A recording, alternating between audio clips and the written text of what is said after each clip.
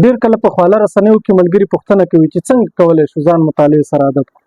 دوی غواړي چې مطالعه وکړي خو کتاب نه راخلي. د مطالعې عادت خپلول ډېر اسانه دي، ډېر اسانه. د مطالعې او کتاب لوستو په اړه د لویانو وینا دا ده چې که له کتابه یو کرښه هم زده شي ډېره ده، ځکه کیدای شي هم دا یوه کرښه د انسان د ژوند لوری وربدل کړي.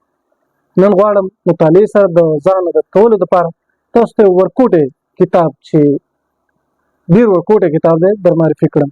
دا کتاب د مطالعې اغېز نومیږي چې د مطالعې په ارزښت، ګټو او څرنګوالي بحث کوي.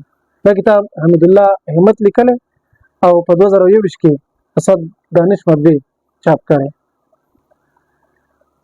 دا کوچنی کتاب چې ټول 2 مخه دی د بېلابېلو کتابونو څخه په ګټې اخیستو سره د مطالعې د ګټو، مطالعې سره د ځان عادت کولو او د ښې مطالعې په لارو چارو په زړه پورې معلومات وړاندې کوي. د کتاب ځانګړتیا په دې کې ده چې په لنډ ډول د ښې مطالعې لارې چارې درښایي. د نړۍ په کچه د پېژندل شوو پوهانو لنډې ویناوې او همداشان د نړۍ د نامتو او مخکښو د کامیابۍ د رازونو یادونه پکې شوې چې مشترک ټکي مطالعه وه.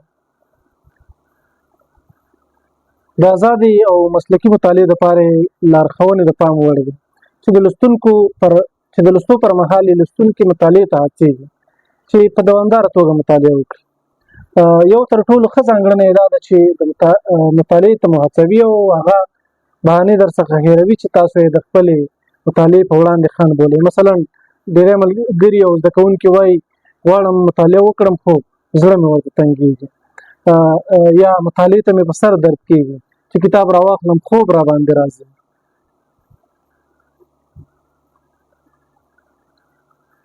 دا کتاب په غور ولولئ او د کتاب په پای کې شوې پوښتنې په پنسل په استفادې ځواب او بیا تکرار کړئ. باوري یم چې ټولې بهانې به مو ختمې شي او د کتاب د لارښوونو په عملي کولو سره به د مطالعې سره عادت شئ.